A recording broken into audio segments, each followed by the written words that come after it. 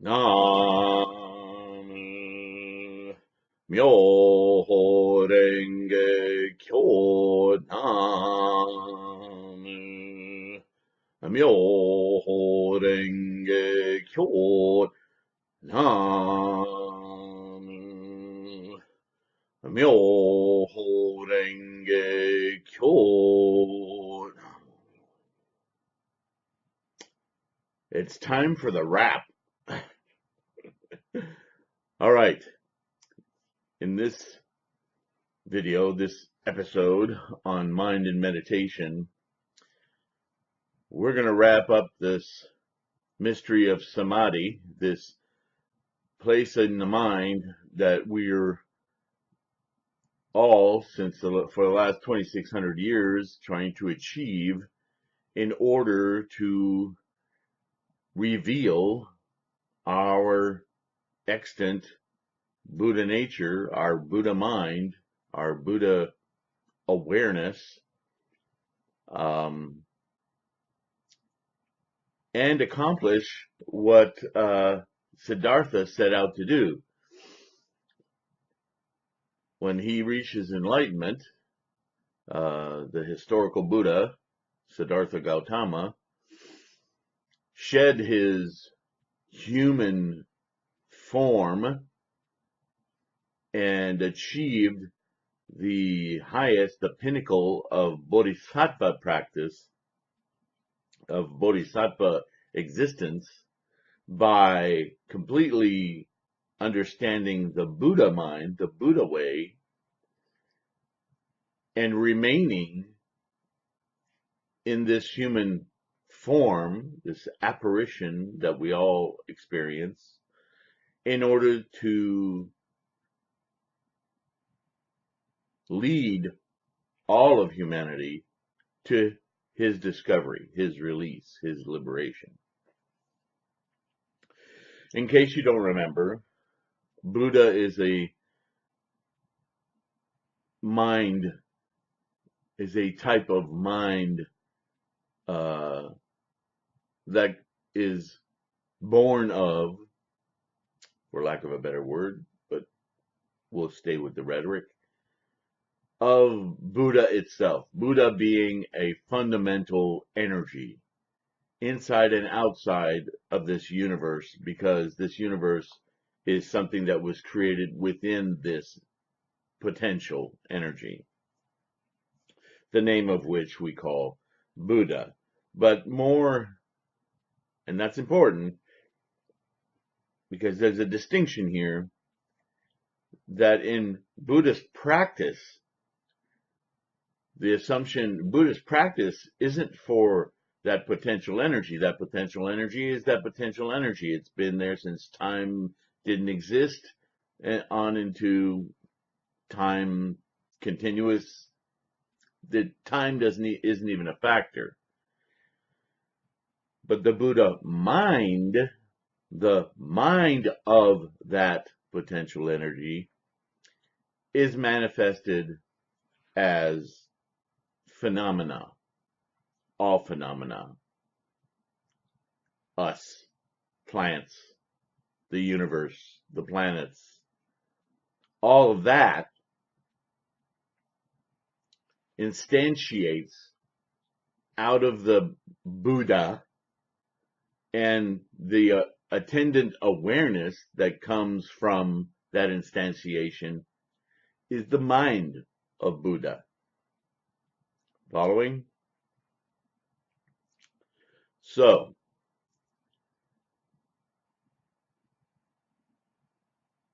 all of that energy that manifests itself, instantiates itself, declares itself into matter, not dark matter, dark energy, everything that we experience as phenomena, including thought, mind, all of that thingness is created from, in the vernacular, suchnesses. There are suchnesses this is such, that is such is this, such is the mind is such, is the primordial level of instantiation from this potential energy that contains potential as a suchness. That energy, that potential is such. And that suchness, because it's potential, it's never completely at rest, is the progenitor, the fundamental progenitor of instantiations that have their attendant suchnesses. So, as we've been talking in this series, my focus has been on that mind. Because, as many will tell you, Buddhists and non-Buddhists, one of the fundamental practices of the method of Buddhism is concentration, contemplation, meditation. But this is where, since the beginning of Buddhism, the human mind, with its 3,000 suchnesses in any given thought moment, is easily led astray, easily obfuscated, easily distracted. And so the goal of Siddhartha and then Shakyamuni Bodhisattva is to teach this truth, but he was adamant that if this truth were the truth, then it shouldn't only be for an exclusive group like the Brahmins or priests and monks. If it's really true, then it should be true for everything, every suchness, everything from that core potential should be able to perceive it. Whether you're completely uneducated, you barely have a grasp of language, but you can still communicate no matter what language, no matter how sophisticated or non-sophisticated, how ignorant not being stupidity, that's a different thing. Ignorant just means no exposure, no method of, and you know how I am about this, teaching is something we do ourselves. We teach ourselves. As students, we are learner teachers. You can't learn without input of information, and then you absorb it and you use it. So concentration, contemplation of what? So from the very get-go, as we've already read in the Pali Canon, certainly in the Satipatthana Sutta, you can read a tremendous amount of minutia about how to connect the mind with the body, how that works and how that comes to be. Okay, the problem is that first many years of Shakyamuni's teachings, that mindfulness, which you still hear about today, people still practice today, falls far short of the totality of that potential, of that suchness, that ultimate truth. What it does, in fact, is it really glues you to the self and the idea of an extant human being, self, because everything the concentration is about is about the connection with the mind to the self. And even though it talks about transcending that, it's all about the not self, which is really a validation of the self, which was, as you go on in the Samadhi description throughout the teachings, starts to be far more conceptual and descriptive of that Samadhi as the mind of detachment entirely, not just of non-self.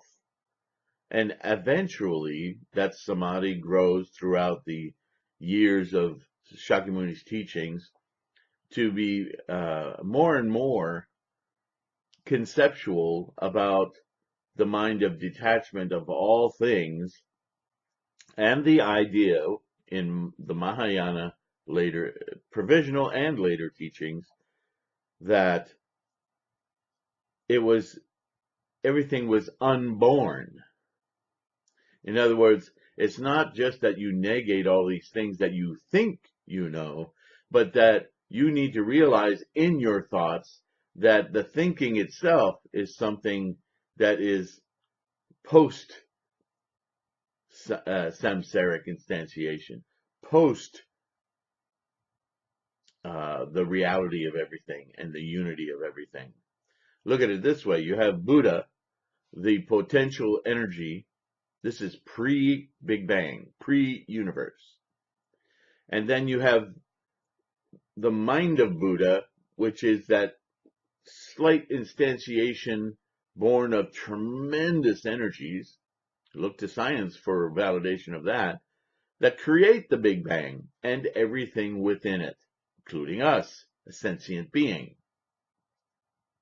That's the primordial truth of samsara. Samsara is the Big Bang and everything that's come after it. Trying to make, because as human beings, we think linearly. So I'm trying to give you a linear vision to this, okay? You have this great soup of energy that, and I have many videos about the origins of life in the 3,000 realms in a single moment of thought. So I'll refer you to those. I'm not going to go over all of that now, but that's a starting point that has no time. And the moment, literally the instant, that enough of these energies, which are now so strong and so built up that they want to instantiate, they want to see what this is like, they want to manifest. They combine to create a singularity. That singularity is the samsaric energy to be. A huge amount of craving to be, to instantiate. Boom! Creates a universe where, as the universe grows in space, and energy, the energy creates, at first, a plasma, and then gases, and then solidifies, and that whole process, which you can investigate to its nanosecond in particle physics and biology, chemistry, all of those are created as a result of this Big Bang, which coalesce into us eventually. So here we are, being in all of this, surrounded constantly with thingness. And today, in our age, more to the point of current Buddhist practice, there's a uncalculable amount of information that we're bombarded with from the instant before we're born, in the womb, with constant appeal to our physicality, our bodies, our existence. And I mean, politically, we talk about it. What is consumerism? How much TV do you watch? Which is really advertising, validating, number one, that you are something and that you need something. I mean, the craving and the desire, the fear, those are all such core cravings in the human mind.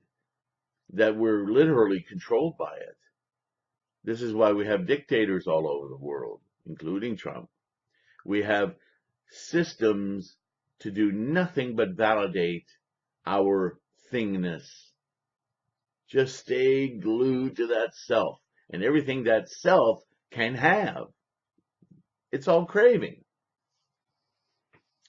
So over 2,600 years, the nature of that craving has been surrounded by more and more information and brainwashing to validate it. So as you study Buddhist teachings, which all happen within the life of Buddha or Shakyamuni or Siddhartha, but truly Shakyamuni because he wasn't Siddhartha anymore when he became Buddha, you have a tremendous amount of documentation on the mind and how the mind can be trained to reach its fundamental Buddha nature, Buddha mind. And I say Buddha mind because Buddha mind, the only way we can attain Buddhahood is to understand this interface between potential and being. This being isn't Buddha. Being is only Buddha mind. But if we can understand Buddha mind, then we understand the equanimity of all of this from potential, the same potential which we come from and will dissipate into. So it's a loop. Now,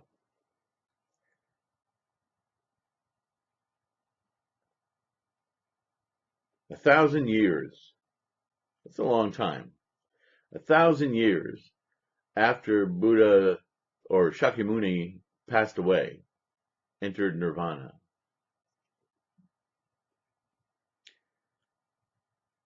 In the 6th century in China, there were a lot of scholars of Buddhism, and prior to that, there were many. Nagarjuna being a huge impact on straightening out within the 500-year period after, or just after the 500-year period after Buddha's nirvana, straightened out a lot of misconceptions that happened because Buddha wasn't there to keep people on the straight and narrow and remind them of what they were trying to do. And a lot of people at that time practicing the early teachings didn't understand full enlightenment, didn't understand, they were stuck in that self, no self thing. And they achieved a lot of samadhi, in samadhi, and became disciples or pratyeka Buddha, Shravakas, some even claiming a full release from self as arhat. But that is not full enlightenment. That is certainly an accomplishment. But it's an accomplishment devoid of the primary factor in Buddhism and its founder was to liberate not only oneself, but all beings. And arhat, although arhats also teach, they really don't experience a full enlightenment because they become authoritarian. I have achieved this. Now this is how you can achieve this. You see how strong the self still is in there? You didn't achieve anything other than releasing your I and mine from existing, and further from non-existing, that it was never extant, that it was never born, that it has no self-nature, that is the illusion of samsara. Anyway, I don't want to get into that too much because there's still a lot of debate between different camps, and that's sectarianism, and the debate itself is evidence of I and mine, and so it's self-evident, okay? So in Mahayana teaching, there's still a lot of talk about samadhi, how the mind works. But by the time you get to, say, the Lankavatara Sutra, one of the early Mahayana texts, you begin to suspect that the Samadhi isn't about this world, this samsaric world anymore. There are statements in the Lankavatara like everything, planets, planetary systems, you know the language of the sutra, is all, quote, of the mind. Of the mind. Which mind? This is a confusion in a lot of Buddhist translation teaching because we always talk, Shakyamuni always spoke of two minds, really, the mind of Buddha and the mind of samsara, both in samsara, but they're distinctly different. The mind of Buddha realizes the singularity truth of Buddha, the energy, the force that the thing that we're all, the non-thing that we're all thinged of, the suchnesses from the suchness overarching. And so it's confusing because when he talks about everything's a product of the mind, we think, oh yeah, like I just got hungry and I want a cheeseburger, that mind. No. When he says everything is of the mind, he's talking about the Buddha mind, the mind that perceives the samsaric delusion from whence it first began, if you like, the singularity, and that existence, Buddha, is beyond that. And so if you really get to that samadhi, then it's easy for you to see how everything is just this dance of energy.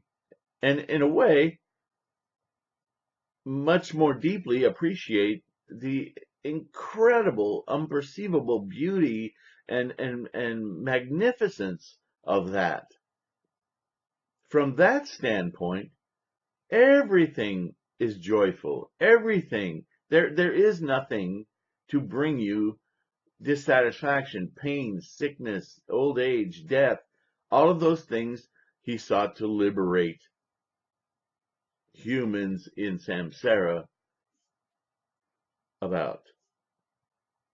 That's enlightenment. That's awakening. Awakening to the fact that all of this is just this marvelous play of energies. It's so wonderful. And then the only thing that's samsaric, that overwhelms you in that state of mind, is that all these wonderful components of this play of energy don't realize that that's what's going on. It makes you very sad to watch humans in pain, crying about things, getting way too excited about stuff. It's beyond, it's amazing, but your level of excitement is evident of your attachment to that being real, but it's not. It's joyful, it's exciting, but you're overdoing it because you don't understand its true nature.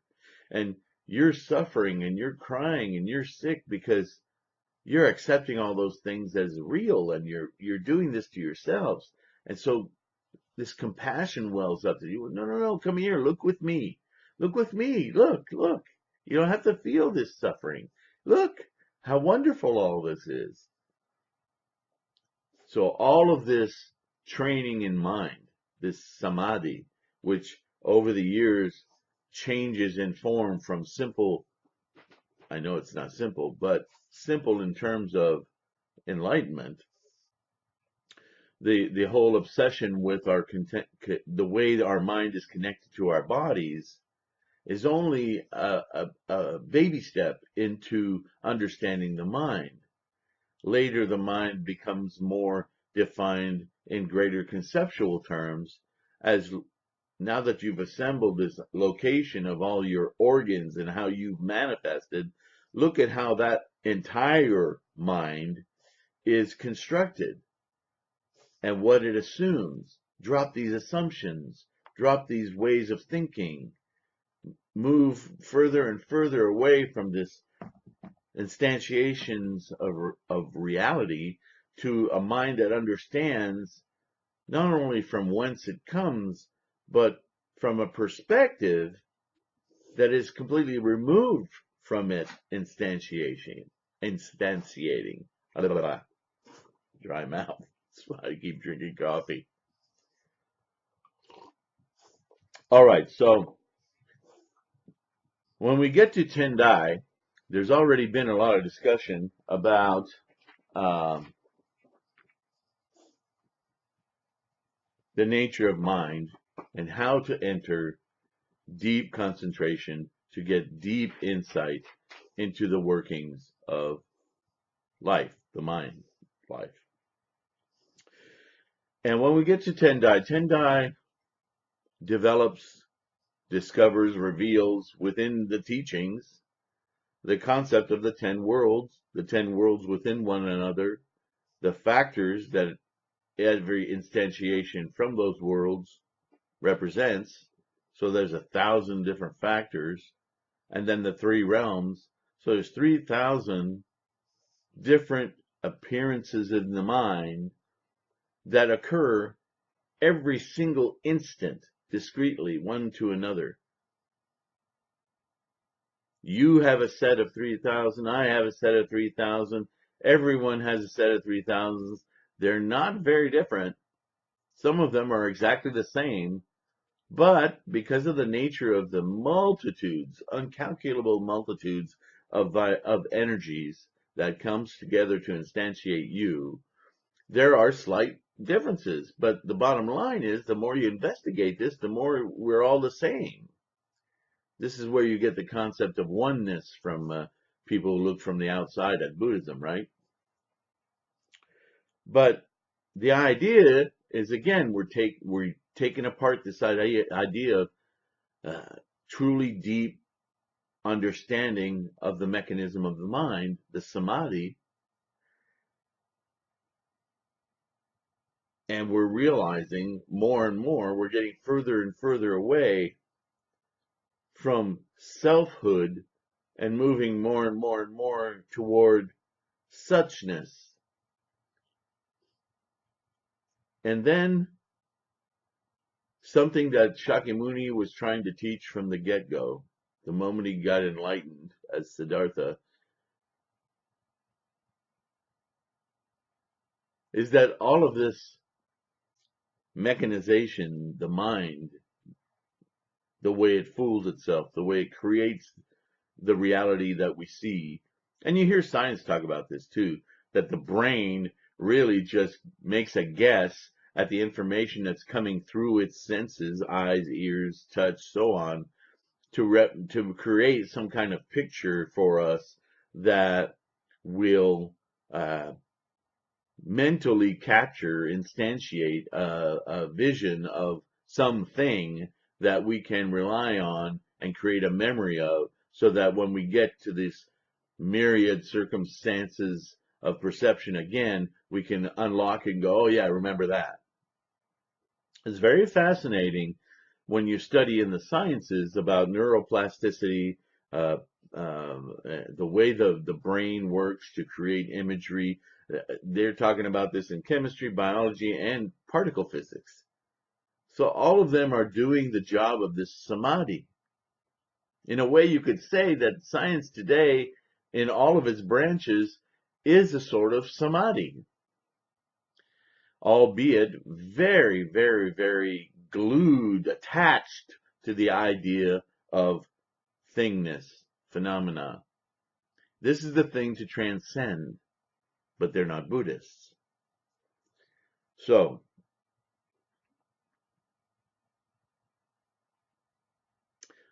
Buddha wanted something simple for anyone to understand. You don't have to be a particle physicist to get this. You don't have to be a theoretical neuroscientist to understand plasticity.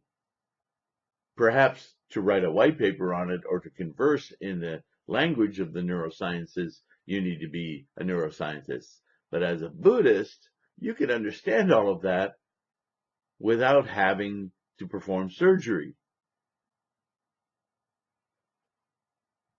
So where's the simplicity? Samadhi keeps getting more and more complex throughout the teachings. And then in Mahayana, Some big statements are made. And then in the Lotus Sutra, everything's kind of shaken. Because the Lotus is different than all the other sutras. It's far less teachy, and it's far more celebratory of itself. And here's why. Because in the Lotus Sutra, the teachings that TienTai was discovering were at the forefront of Samadhi, just like the sciences are today. But they were very, very complex. And what they were trying to describe, whether he understood that or not, was that there's a singular method that taps directly into that without having to take all those billions of steps of mind of understanding. This is when it becomes simple. Like all simple things, there's a tremendous amount of complexity beneath it. It's like all of the computer programming that allows you to, create great streams of activity in a computer from just a button, which is a picture on the screen that you click. But underneath it, there's a tremendous amount of coding to achieve something that button does. All right? So that button, let's stick with that image, is what the Lotus Sutra is about. It says it over and over again in the different chapters. All you need to do is just the title, one word, one sentence, repeat it, recite it, share it, copy it, and you're there. I mean, this is repeated throughout the Lotus Sutra in many chapters. We can pull them apart, but I'll rely on you to be able to ride through that. Every time you come through and read that sentence, and it's repeated several times, if anyone takes one word, one syllable of this teaching and repeats it, writes it down, shares it, copies it, takes it to heart. Throughout the Lotus Sutra, he's saying the same thing. You don't need all that samadhi. Yes, it's great. It's wonderful if you can understand the 3,000 realms in a single moment of life. But that's just the fundament of what this realization does. This is the moment.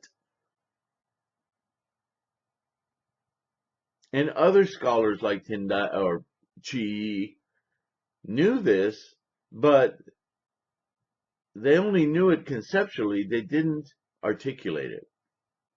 They were very attached to the Samadhi. It wasn't until Nichiren, long after the initial teachings, but through the scholarship of Nagarjuna, Vasubandhu, on and on and on, Miao Lo, certainly Chiche, TienTai, Saicho in Japan, Nichiren saw it was really obvious to him. Oh man, this is what he's saying. TienTai took this up, dissected this. He knew it. Saicho knew it. Why didn't they say it? All of this knowledge, all of this samadhi, yes, for the scholar, it has great value. For people like you and me who like to dig and find the, how does this work before we believe it works? It's great to know all that path of the samadhi. But even if you know nothing about Buddhism, even if you know nothing about science, even if you never went to school, if you can, from the last chapter of the Lotus Sutra I read in the last episode, the last video, intone the one vehicle, intone the Lotus Sutra, intone Myoho Renge Kyo. You will pierce through all of those other the six consciousness that Pali dealt with, sight, hearing, touch, so on.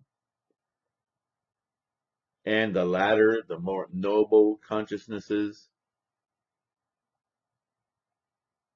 right? Bodhisattva, learning, Sravaka, disciples, so on. I made a diagram and I posted it on my website, threefoldlotus.com, of the 9 consciousnesses. Take a look at that. They're laid out in circles, okay? And the outer circles are the senses, our sensory input. Ding, ding, ding, ding, ding, 6 of them. And then we get to the mind, and in 2 different states of mind, mono consciousnesses.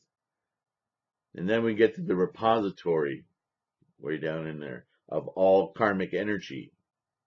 And what's beyond that? What's beyond all the karmic energy? The karmic energy is what takes us from Buddha to Buddha mind. The karmic energy is what takes us from potentiality to singularity, all the way to instantiation of the human mind. The mind comes after the Big Bang. The mind of Buddha, right there at the precipice, is the first instantiation, phenomenon, suchness, that all in our universe precipitates from.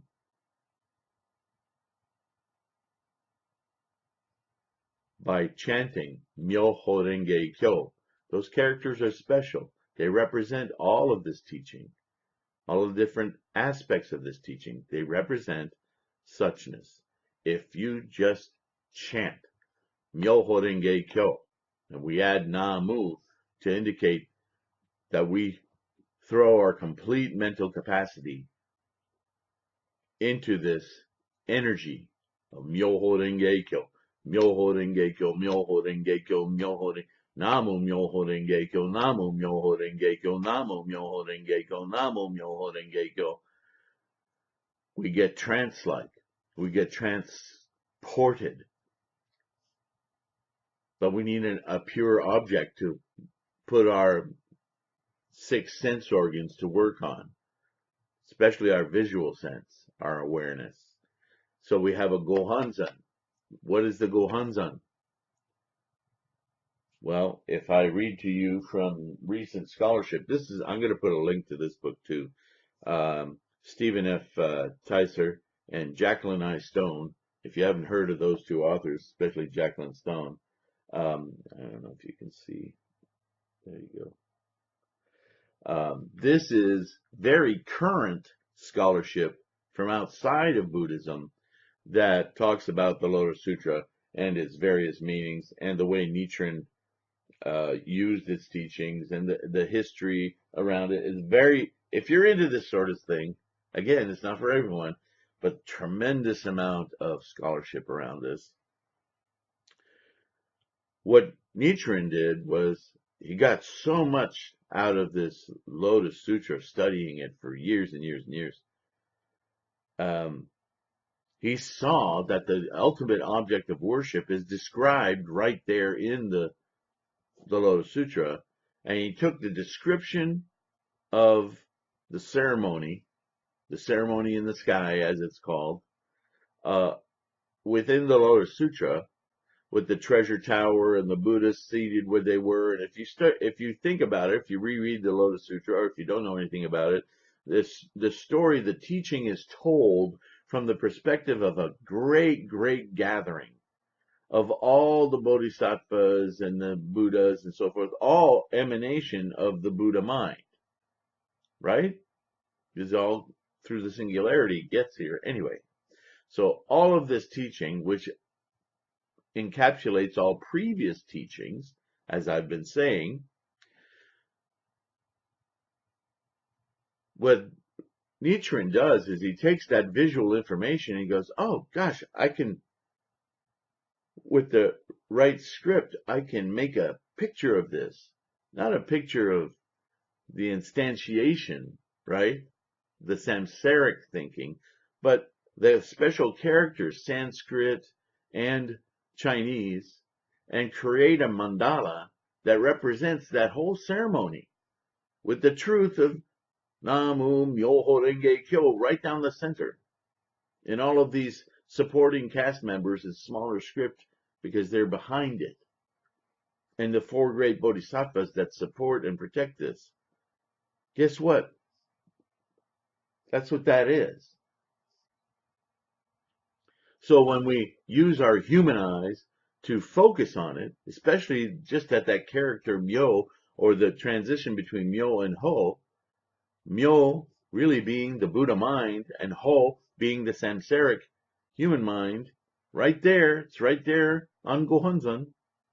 If you focus there, after a while of chanting Namo Myoho Renge Kyo, Namo Myoho Renge Kyo, Namo Myoho Renge Kyo, your brain hears Namo Myoho Renge Kyo, your ears, your breathing gets rhythmic, just like the early Pali exercises, the breathing in, breathing out.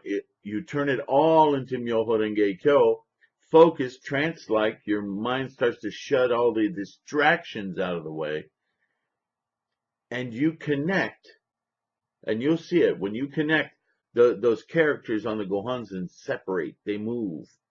This is when you know you've connected with what? Can you guess? Just like that circle drawing that I made in the 9 consciousnesses. You connect directly with the Buddha mind. You bust your way through all of these other levels of delusion in samsaric mind, and you connect directly with Buddha mind. Now, granted, you may not understand that. You may not understand what that really means. How does that work? What does it do? Well, if you're somebody who's asking all those questions, then you're like me, and you're going to have to do a lot of studying and start to see the pattern and the development of Samadhi and start to understand what it is that you're piercing through. And the more you study, the more you're going to go, wow, that's a lot. Really? I don't know if I can handle that. But wait, I can handle that because all I have to do is chant Myoho Renge Kyo. Namu Myoho Renge Kyo. Namu, me, my instantiation. I direct all of my faculties toward Myoho Renge Kyo. That is the fundamental truth instantiated as everything you experience. And this is what the Buddha Shakyamuni continuously exhorted throughout his teachings,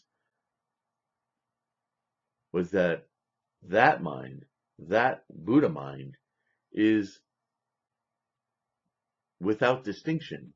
It is the suchness of everything, because it comes from the suchness of potential. All of this, it's like looking at a shoe from different angles, counting the treads, the laces, the inside, the iron. It's just a shoe. All of those differences that you perceive, they're just something your mind makes up. Something your mind provides you as a solution of sorts, something to operate within samsara. But samsara is the delusion. And when we chant Namu Myoho Renge Kyo, we communicate directly with that fundamental potential energy. That's it. That's what Nichiren's great discovery was, but it was there all along in the teaching of the Lotus, misunderstood by many as just another discussion on Samadhi. But it was the cap. It was the all-encompassing, this is why you've been learning all this stuff. This is the easy, simple way. Right? I could read some of this scholarship for you, but I think I've talked enough about it that you should get it. I have links to all of this study material on threefoldlotus.com. Please go check it out so that you can interpret it for yourself. Um, Again, I don't have the link to this yet, but I'm going to put it on there today so that you can go to Amazon and pick up a copy if you're interested. Um, Otherwise, get yourself a Gohonzon and start chanting, because all of this scholarship that I've been going on and on and on about, all you have to do is chant Namu Myoho Renge Kyo. The Samadhi, the whole mental practice to try to achieve the Buddha mind within the mind of samsara is extremely difficult. And you can read and dissect and read and dissect and practice on the nose and the eyes, and you can practice on the perception and all of these things. And they're all wonderful practices, and they will fill out the body of your enlightenment. But what the Lotus Sutra provides is not only a cap on all of that to let you know what you've been studying to accomplish, but it also provides an easy method for those who aren't so great at study, who aren't so exposed to a lot of knowledges and or not even curious or baffled by science and other things. Guess what? You too are the same as everyone else. You are born of Buddha, and therefore you can have an awareness of that Buddha that is everything. You too have the Buddha mind, and all you have to do to access it is chant Namu Myoho Renge Kyo. Best of luck. Thank you for listening. I'm going to keep talking more about all this stuff because that's what I do. And I hope that it helps you at whatever level of practice or understanding you're at. I love you all, and I respect you deeply. Let me know what you think in your comments. I'll try to answer any questions, either directly to you or in a larger audience, because some questions provide really good forums to talk about to many. Thank you again. Nam Myoho Renge Kyo. Nam Myoho Renge Kyo. Nam Myoho Renge Kyo. Thank you very, very much.